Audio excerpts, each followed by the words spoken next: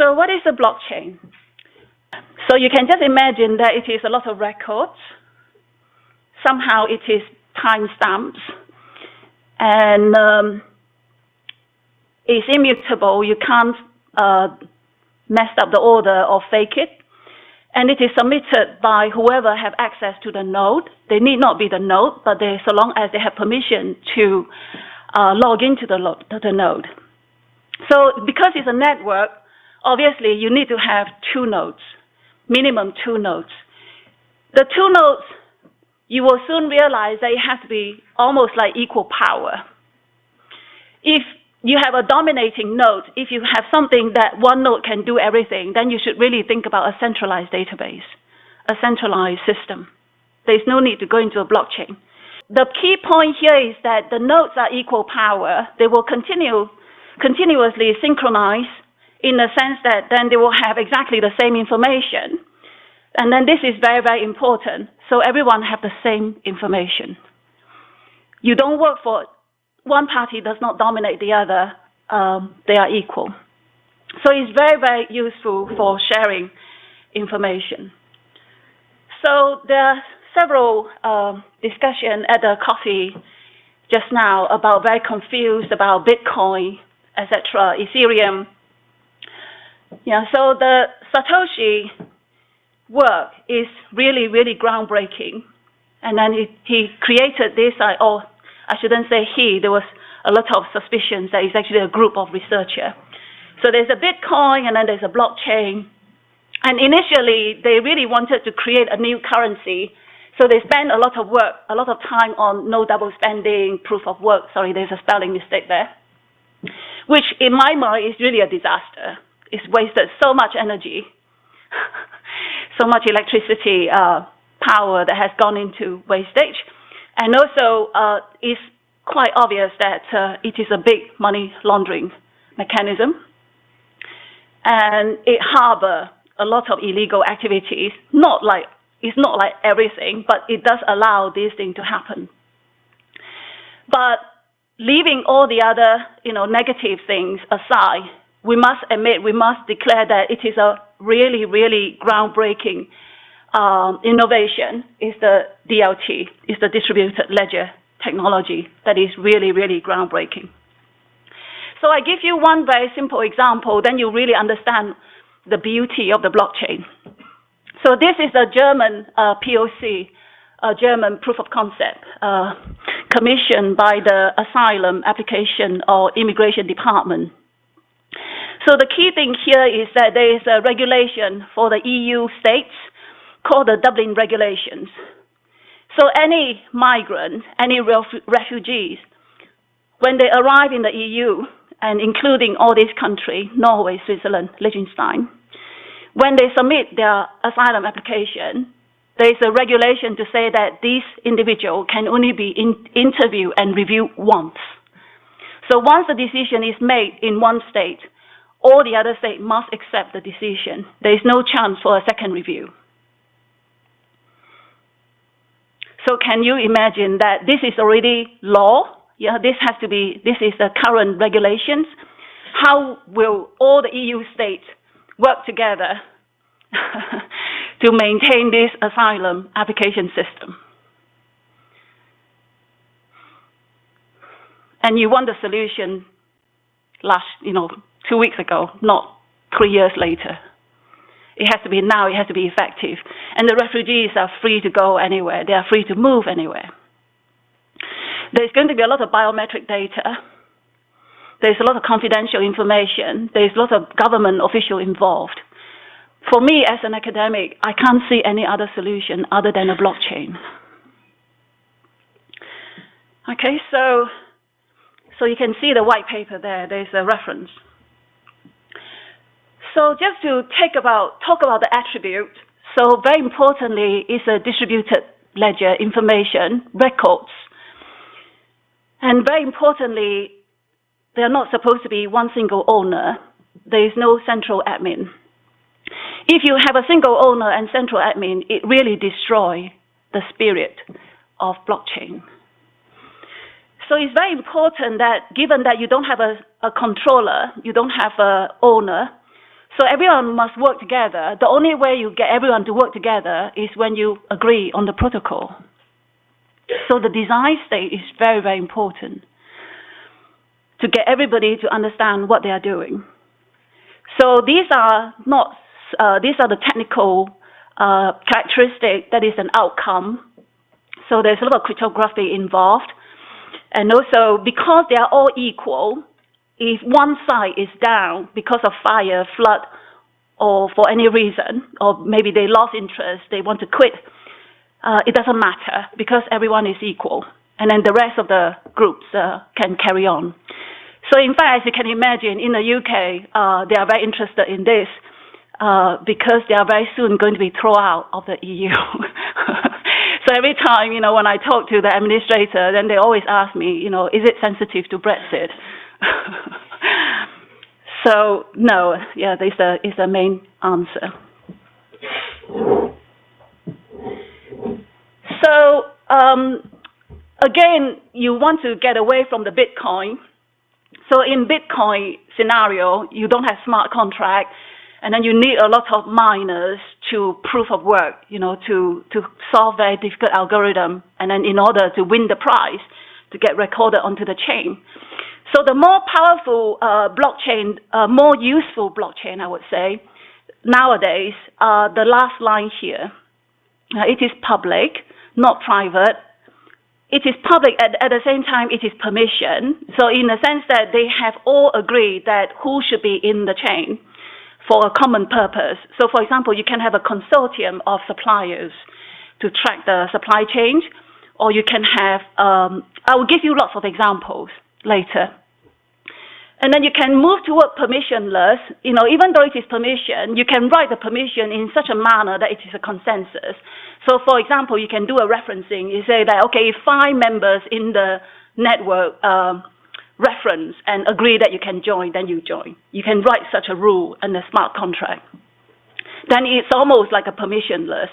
And yet you want to make sure that you don't have fake nodes, you don't have sabotager. So these are very important. I probably will come to this a little bit later. So you have a consensus protocol. So nowadays, a lot of the work removing the proof of work, the miner. Instead, you have this validator. Okay, you have something in the IBM language or blockchain language. They are called the oracles. This is not the software oracles, but this is really the high priest, who come and say, yes, this is correct. So this validator need not be a human. It could be many different things. It could be a radar. It could be a sensor machine. It could be a stock price from the stock market. Okay, so you just have to remember. So this validator, to some extent, remove the huge amount of this mining work, for the proof of work.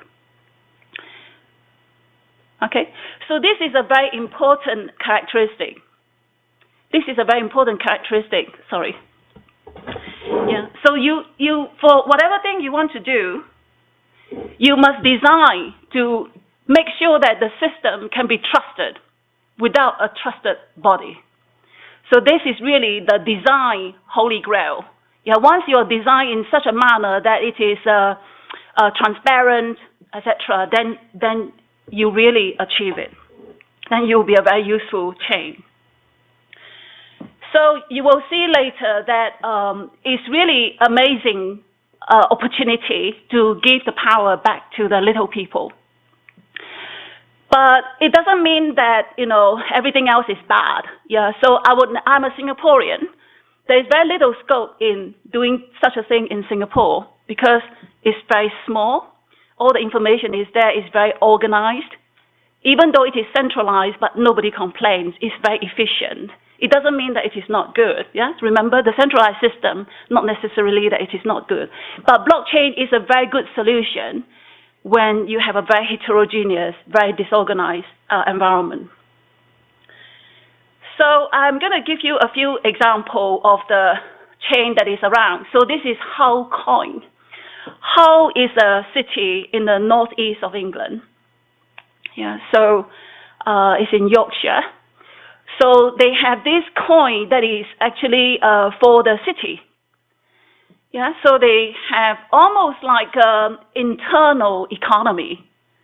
So they have the trading within the city almost similar to barter exchange.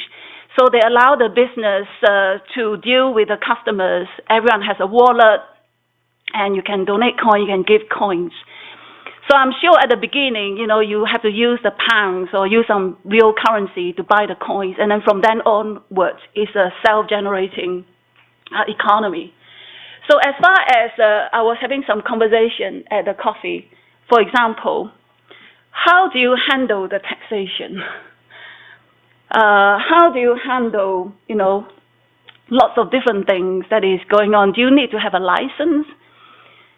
Whether it is an asset, whether it is a transaction. So this become more and more vague. Yeah, the law that is required to regulate this.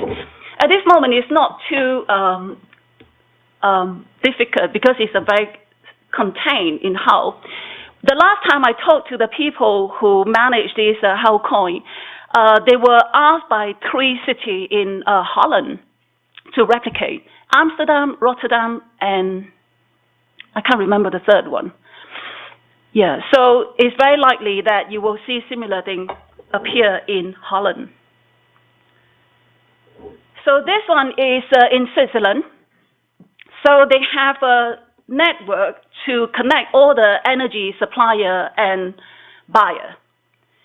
So much so that some of the examples they cited on their website and cited in other articles, it comes down to a very retail level. So if you have some solar panel in your house, so there's opportunity for you to seek a seller if you have energy generation, in a domestic scale.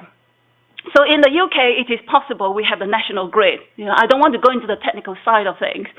So this is exactly what blockchain is for. Yeah, you can have a lot of different groups of people to share information and transact.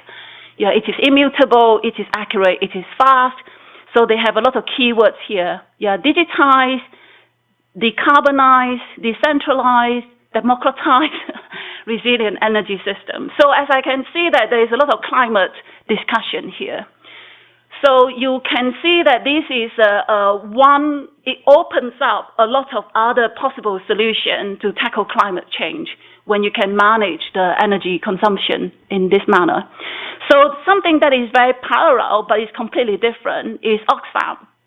So they also have a blockchain for the rice farmers, so for the local, small producer and buyers. You don't need to have a very big scale for blockchain. A blockchain can exist with a very, very small community if it is designed, if it is justified, and blockchain is very cheap to build.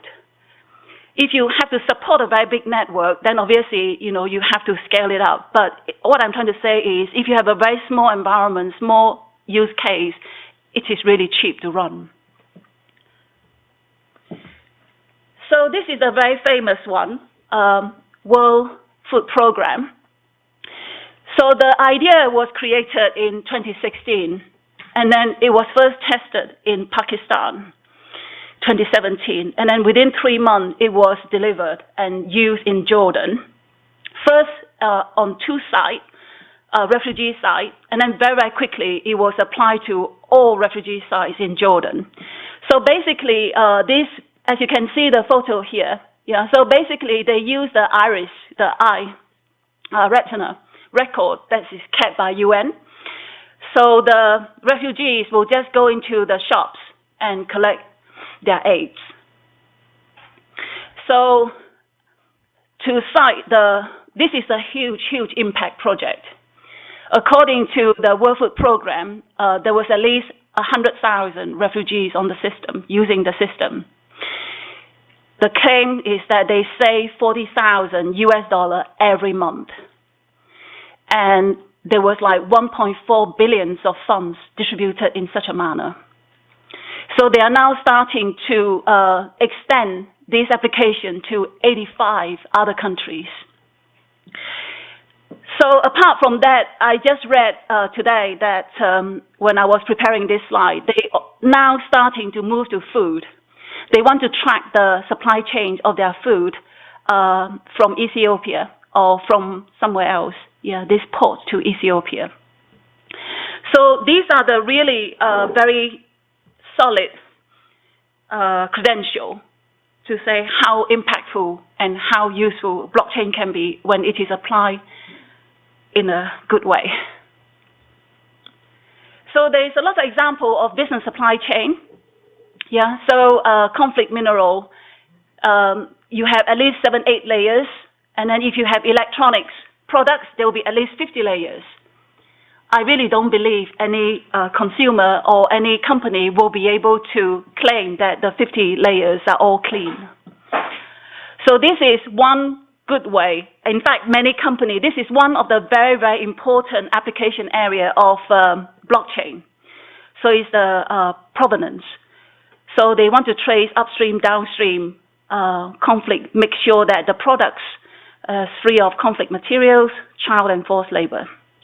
Okay, so these are obviously the characteristic. Once you have blockchain, anyone is able to check this. So the very important is that they have to have some tag, some ability to follow the product. And also they need either the validator, as I said, the oracles, or someone to guarantee or to certify something is done properly, so that you make sure this single truth on the blockchain is not a share falsification. Once you have this doubt, and then the entire blockchain will be useless. It will lose its credibility. So designing the blockchain is very, very important here. So for example, some of my industry partners, they have all these tags on the football T-shirt, Liverpool T-shirt, so Manchester City Football Club. Sometimes they do this for the very high value items. Okay, so in China, for example, they have a huge blockchain such as this, because I can imagine China, the population is really big, and in fact they rely a lot on human volunteer to verify information. It is not ideal, but sometimes you have to somehow have to rely on some humans. So here, once you collect all this information, it allows you to do further analysis, to map and then to understand the relationship of cause and consequence. So in half my time, nearly. There's tremendous amount of example. I'm just going to go through this very, very quickly. Coca-Cola, Everledger. Coca-Cola, about their sugar cane, involved forced labor in Asia and Pacific.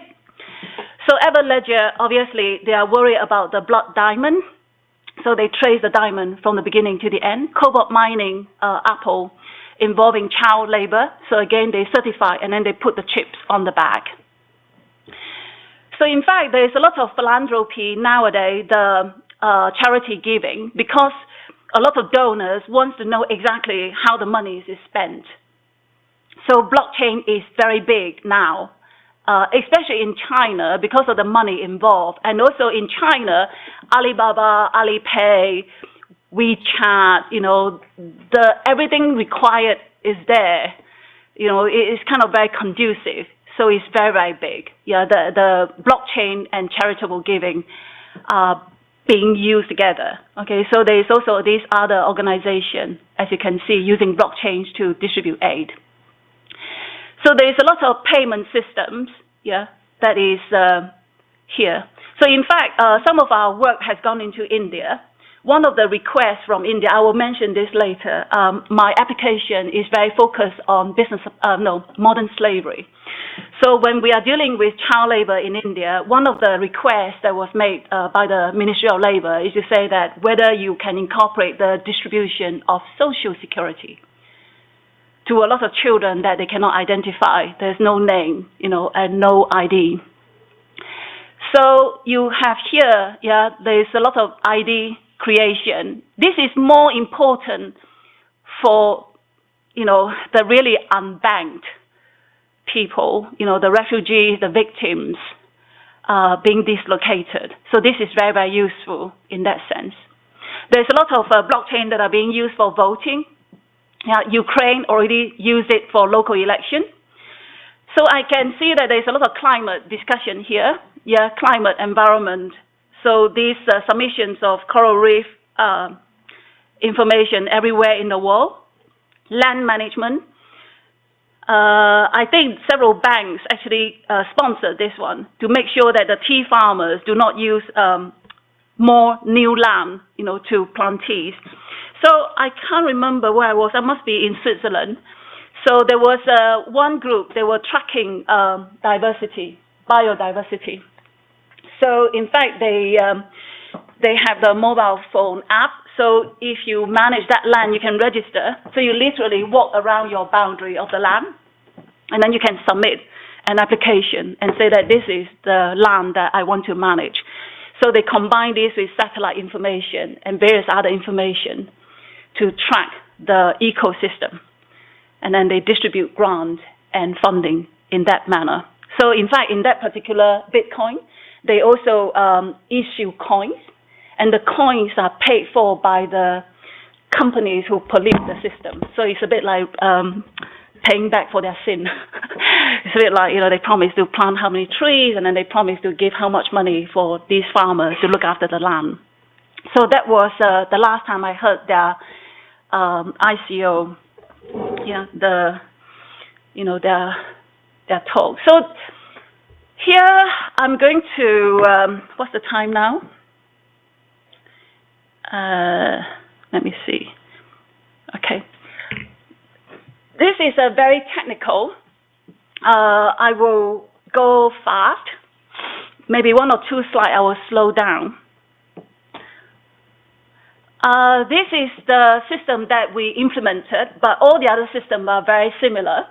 First of all, you have the core, the core of the blockchain code. They call it the chain code, or the smart contract programming is all here. And then there must be somewhere where you store the data. And then there's a lot of nodes. And then with the nodes, and then you have some interface. And this is very often called the wallets. The wallets.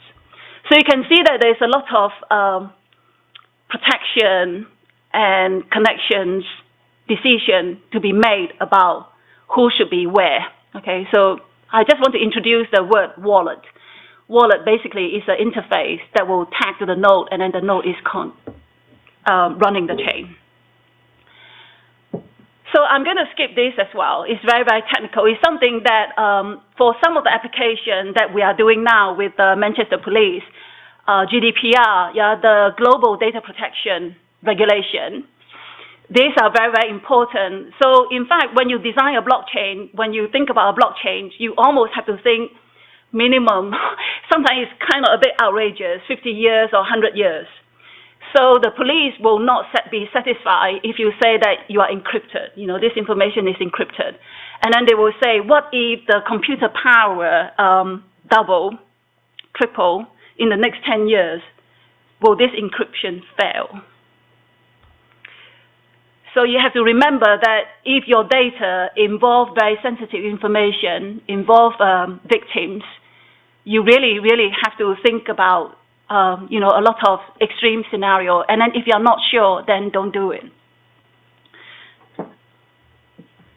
So this is another very interesting features of blockchains, whereby you allow a lot of subgroup.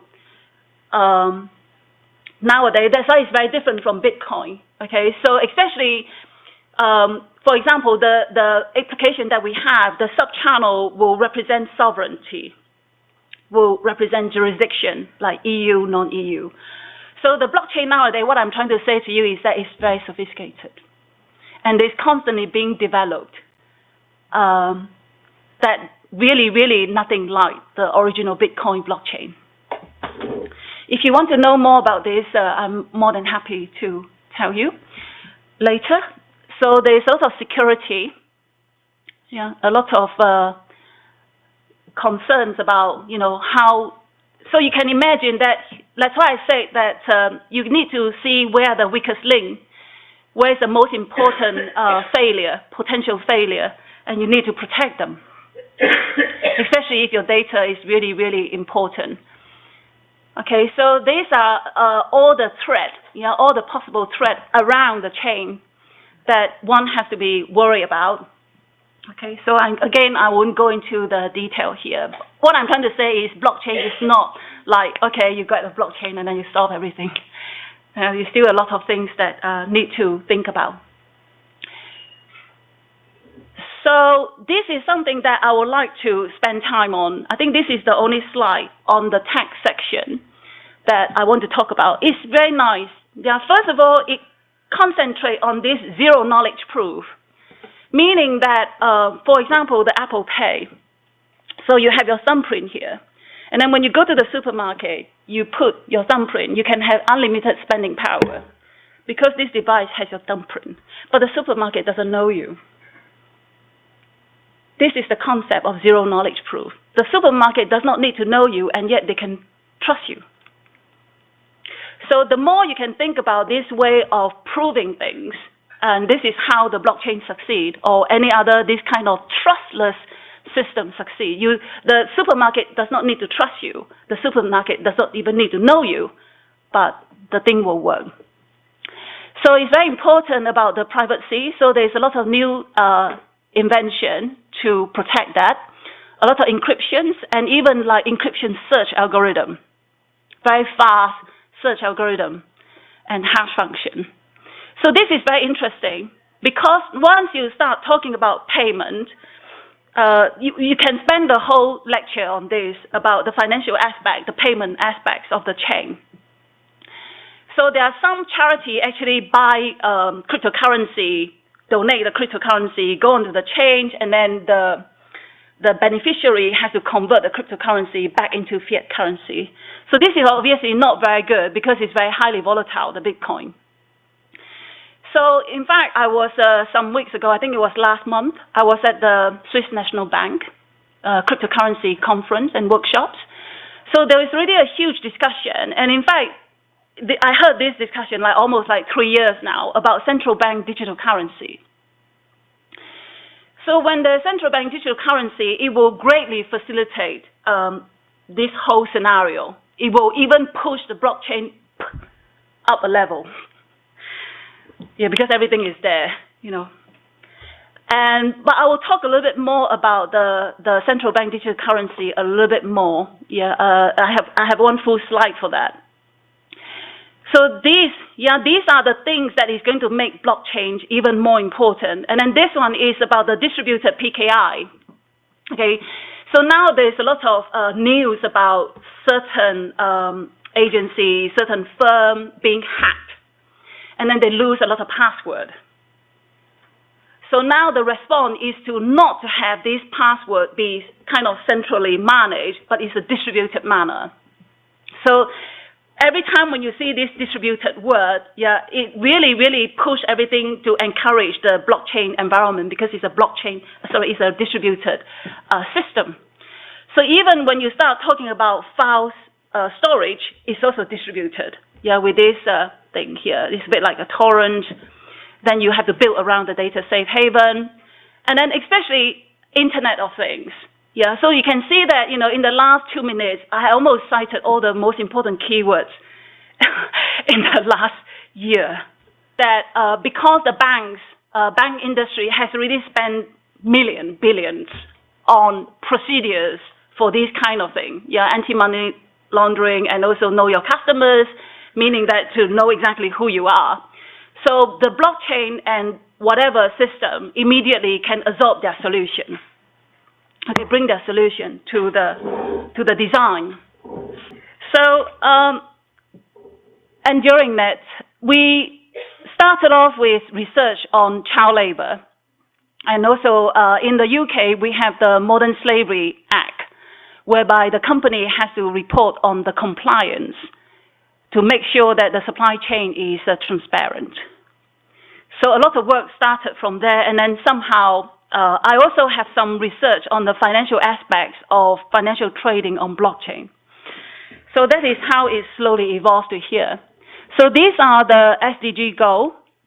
So once you have the ESG, you can have all this information, and you can have the supply chain audit about the modern slavery, but this is long way. It's a really, really long project before you can get to there. Yeah. So like you can see here, to hold the company accountable, etc. So you can have your consumer boycott. So the consumer can boycott certain shampoo because it's made from some palm oil that cause deforestation, for example. So those information could be submitted through blockchain. So just very quickly, this work that we are doing right now is to look at all the organizations supporting the victims of the forced labor and child labor. So the slavery has been around like hundreds of years, and then there are lots and lots of organizations been doing these very honorable jobs everywhere and for a very long time. So our point here is that the connection between them, communication between organizations in one location is already very fragile and is almost non-existent globally. So at the UN meetings, we have some records about some victim has to be rescued 3 times just because of this lack of coordination. Yeah. So for this piece of work, we also have the Survivor Alliance part of our team. So apart from everything else, I think the blockchain has a very useful role here in following the victims through the journey. So as they pass through organization, jurisdiction in countries, and even after that, when the case is clear, it can continue to further along how they reintegrate into the society and how the ID are being reconstructed. So it's all about partnership. Yeah, how the blockchain bring all this heterogeneous group of people together. So just very quickly, these are the example brick and forced labor in India, garments, etc. It's not just Indian has a problem. So US has a very large percentage of forced labor as well. So this is actually religious. The moment the groups, they force the whole community to stay on one side, and then, like the pecan harvesting. And this is much closer to my home. So in fact, my house is about here. So one night, there were 22 bodies being washed up at the shore. So these Chinese, they were promised bright futures. They were promised a lot of jobs in the UK. Some of them, they are engineers. Some of them, they are PhD students. But when they arrived in the UK, they were being put into a house, and then they went out to the sea to pick cockles. So the sea is very flat. So before they realize, they are completely in the water. So 22 of them die on that night. So this is a very, because of that, the gangmaster organization was formed in order to regulate this kind of migrant worker. So this example, this is the use case, POC, that we are trying to work with Manchester Police. So it combines these people, the police, 11 primary divisions, border agency, traffic center, visa, immigration, gangmaster authorizing unit, maternity ward in the hospital, and NGOs, housing officer, tax revenue, fire rescue. So we have a POC. We are still discussing. At least we get to the point whereby the group is supporting us, and then we now need to create a dossier, a document for the authority higher up before we actually go in and do the POC. So we select a very minimum nodes. So there's a national helpline and the Greater Manchester Police and the subdivision. And then here we have the local authority as a login node, not a blockchain node. And then we have the national referral mechanism. And we also have the fire rescue.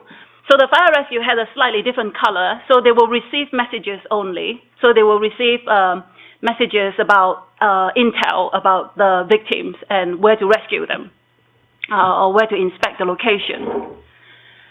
So one example, this is a very common forced labor a while ago, probably not now, but probably a year ago, it's kind of in the headline news and then in the BBC News, etc. So the Vietnamese girls, teenagers, are being smuggled into the UK somehow. And a lot of them in the nail bar and obviously in some other situation as well, like prostitution. So we talk about how they are being communicated, the case, the intel, the information are being communicated. So in this presentation, this is actually taken out from my presentation to the Manchester Police. So in the Manchester Police, we demonstrate how the transactions, how the records are fed into the chain, how the helpline submit the record, how Greater Manchester Police talk to the individuals. So here I will just go straight into the final results. So you can imagine that your blockchain has got a lot of information, and then you just need to run through and then get all the record that related to that particular incident. So you can see that the incidents related to health, beauty, all these important kind of keywords. And then it passed from the helpline to Manchester Police, from Manchester Police passed to Wigan passed to the fire rescue and the victim support, and then eventually the two girls are being sent to, or the cases are being sent to the national referral mechanism. So there are a lot of situations, especially here, whereby the police always complain about the cases got lost. They lost it. So now they have a system whereby even the helpline will immediately know real time where the case now and what happened and when it is being referred to in the different organization. So you can set the different authority. As I said, there are some of this information, especially the location, maybe the age of the kids. Sometimes it's very vague, and then you need some information that is updated. Yeah. So there's, this is not like it is a false information. It's just that it's impossible to get accurate information at the beginning. So this is another very big crime nowadays in the UK. Children, they are even coming from very good family. They just got bored with the school. They are promised like £50 a trip, and then they will be taken from school gates to out of town area to deliver drugs. Because they are kids, they become unnoticeable.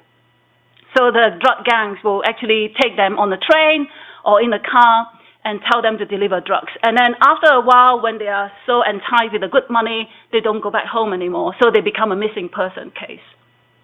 Okay. So here we are talking about Cornwall. So you have Manchester about middle, Cornwall is in the south. And then the Cornwall police picked up the child, and then through the police national computer, they found the missing person, and then they contact Greater Manchester Police, and then they use the British Transport Police to bring the kids back to Manchester. I particularly like this example because this is very, very similar to the example that we're trying to build with Save the Children in India, in Delhi. Yeah. So here we show, all the transactions that you can pull out about that kids. And then obviously, sometimes, through the program, you can find out whether that kid has, is it a, reoffense, So has this kid did that before, that sort of thing. So it's, because of blockchain, you have the entire history. It's there, so everyone can see it. So the hope is that when we have this node, a chain in Manchester, we have a chain in Delhi, and next week, next Tuesday, I actually have a meeting with Meekion Club in London. So we're talking about the possibility of building similar information in East Asia, starting from Hong Kong and reaching out to Thailand, Bangladesh, Vietnam, and possibly Indonesia and Philippines through Meekion Club. Meekion Club is a business supply chain club that covers East Asia. So you can imagine that once those nodes are available, one day, I don't think it's going to be very soon. It will be minimum 10 years, I would think so, that eventually we'll have the world information, intelligence in real time. I think my time is up, but certainly we have a lot of AI and machine learning, So now increasingly they use a satellite to track the brick kiln. So once you have this brick kiln, you can immediately supply the information to the business supply chain. Yeah. So when you talk about sustainable finance, this is what I mean.